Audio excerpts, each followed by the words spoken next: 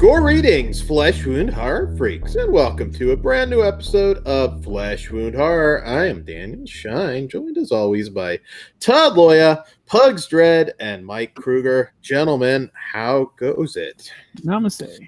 Sweet, sweet. Well, we're going to get right into it. We are reviewing a brand new film called Blood Vessel that I'm very excited about. Actually, one I think Kruger, you suggested, and get into the plot here. This is from writer-director Justin Dix, and this one... What a name. What a name. What a name. We are 2 years old here at... My name's Dix. All right. So, somewhere in the North Atlantic, late 1945, a life raft adrift at sea, and in it, the survivors of a torpedoed hospital ship. With no food, water, or shelter, all seems lost until an abandoned German minesweeper drifts ominously towards them, giving them one last chance at survival. However, they are going to have to fight for their lives. Okay, well, so I doesn't really get into it in the synopsis, but this is a vampire film. And Kruger, you suggested it, and I know you're eager to talk about it. So what did you think of Blood Vessel? For the record, I think Pugs is actually the one that suggested this, but sorry, Pugs. Much like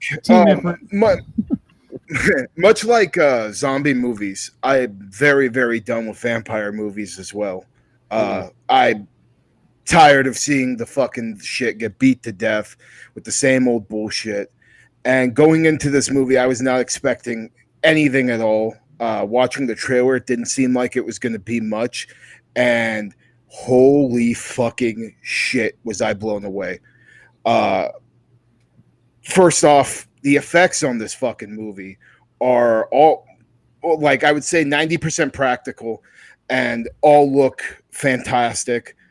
This is a vampire movie, and the vampire looks badass. It channels, Nosferatu and other classic vampires, but also has its own spin and its own shit that it does, like its own entity and its own thing. And the story's so good. Just everything about this movie, I was absolutely blown away, and I can't wait to see what Mr. Dix has in store for us next, because he really, really impressed the hell out of me. Yeah, it was kind of I love the design. It was like Max Schreck on steroids. He was just very like creepy but intimidating. I know, I can tell you're a Strain fan because I can see the thing behind you. So yeah, which I love the Strain, very underrated show. And yeah, I had a good time with this.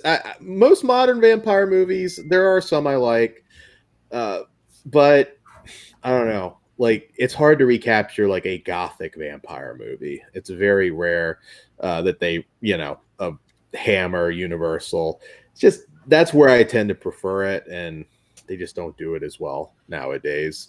And vampires in general have sort of slipped more into a fantasy genre in a lot of ways. This is just like an evil, ancient, like, monster that just wants to fucking eat you. I mean, and that was definitely a breath of fresh air. What did you think, Pugs? That vampire is a fucking monster. You said it, and yeah. I was over the fucking moon with that. He looks so cool. I really hope Matt Reeves is watching, and if he has any inkling into doing Man-Bat as a villain for Batman, use these people. Steal this idea. It's fucking awesome.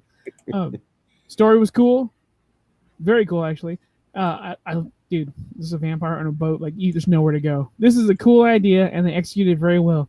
My only complaint is a little bit dark, but I think it also helps the atmosphere and hides, like, the scenes and stuff. So it's a complaint, but I understand why. This movie's fucking cool as shit. Go out and watch this shit. Yeah, and I love World War II themed horror too. It's just great time to shut up. That's messed up. God damn. Todd. Well, he does. He often mentions it. I'm not a huge fan. Like, I know he's a Puppet Master 3 guy. I'm a 2. So I went in, like, I'll be honest, I went in with this one like, okay, what am I getting into? But because I'm vampires, I'm not a huge, Nazi fan like Dan. So the whole thing, Nazi era. Sorry, What the fuck? He didn't say sympathizer. So Yeah, fan of Nazi horror. Is that better? Jesus. I knew what I Send was. letters to Todd. God damn it. What I didn't say I was. I'll shine. Okay.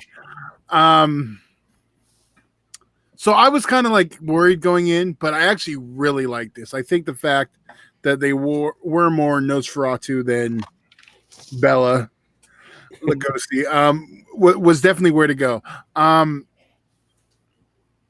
It was. I didn't really know where it was going, so it kept me, really into it. I don't really have any complaints. I thought it was solid beginning to end. And there was some like the look of the vampire, both of them, but Yeah. the head vampire especially was just fucking awesome. Yeah. No, I love the ending too. Yeah. But we'll get to Yeah. that. Spoilers. and they do a pretty good job of developing all these characters too in a relatively short amount of time. Yes. So I really like this whole world. Like you said, it's like, what's more scary to be on like some creepy broke down boat in the middle of the ocean with a threat? There's nothing that you can do. And I would like to see a sequel potentially. I think there's hope.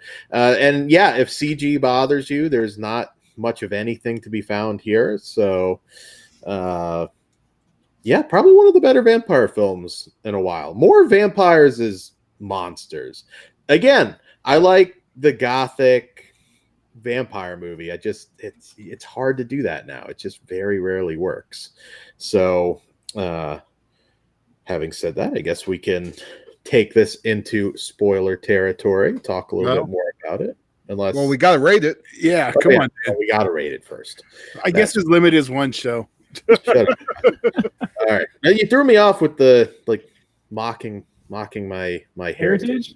No, Yeah. I was talking about you being a fan of the Nazi films. Hashtag cancel the Todd. All right, Kruger, what do you rate it? Fucking 5, man. I love this movie so much. As soon as it ended, I said I cannot wait to watch this again. Mhm. And very rarely does that ever happen. Put this in quotations. This is the best vampire movie since 30 Days a Night, hands down. And I suggest this to anybody that is done with vampire movies and thinks that they are boring and can't be done anymore. This one will blow you out of your fucking seat. And Pugs. Despite the hiccup with that I have with the scenes being kind of dark or the movie being kind of dark, it has to be there for it to look this cool and creepy. So 5. I go out and watch it.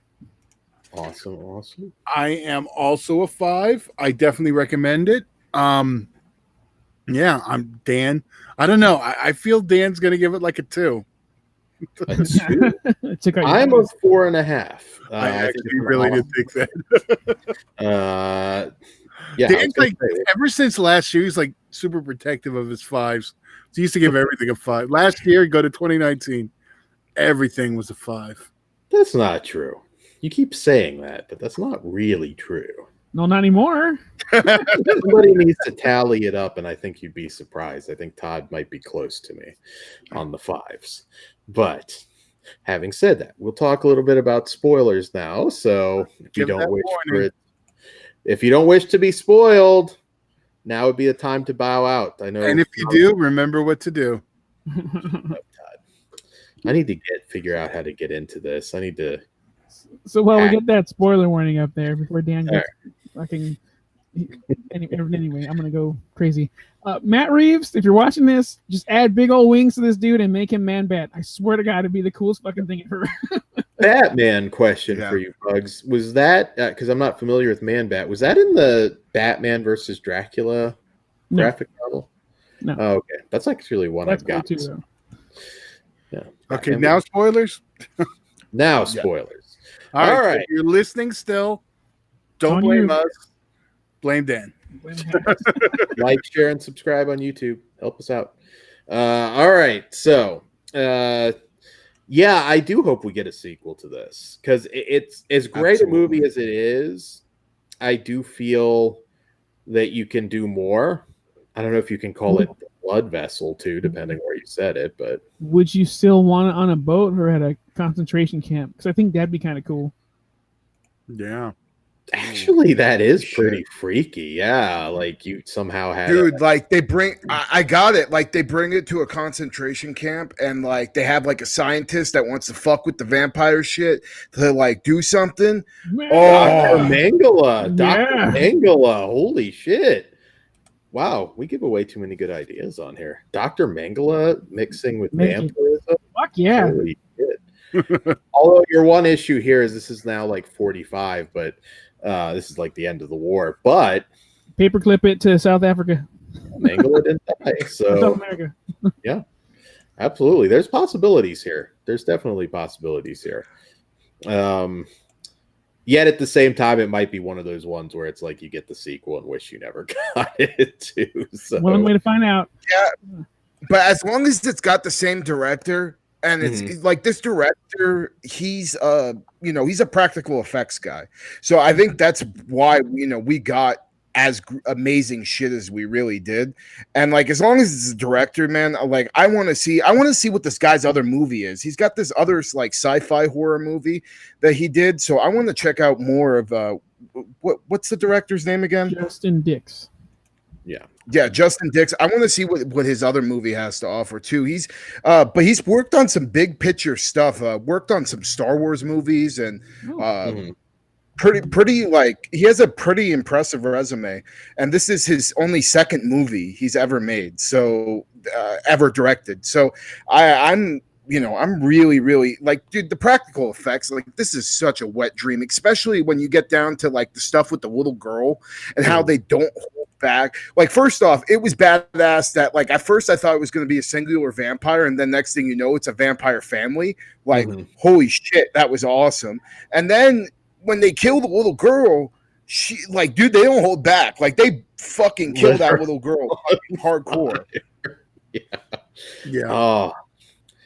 Man, yeah, and then when the wife, lover, whatever you want to call her, dies, then does that reaction. I was like, the beheading. Wow.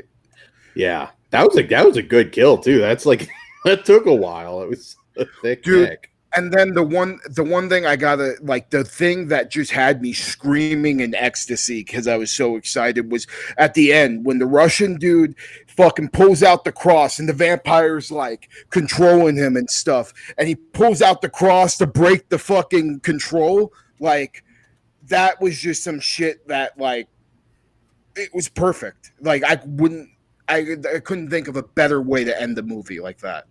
Yeah. Yeah, and then just that little like look at the end to tease a sequel. Hopefully we'll get it. This does seem like a director, because I don't think this had some massive budget. And you kind of wonder like what he could do with money. I see him possibly getting a big but more money, project. more bosses. Let's stay in this realm for a while, because that's true. Yes, that is true. I want to see him continue kicking ass like this. This is really cool. Like, do a werewolf movie now. Oh yeah, yes, definitely. Hind legs, please. And when he runs, all four. That's fine.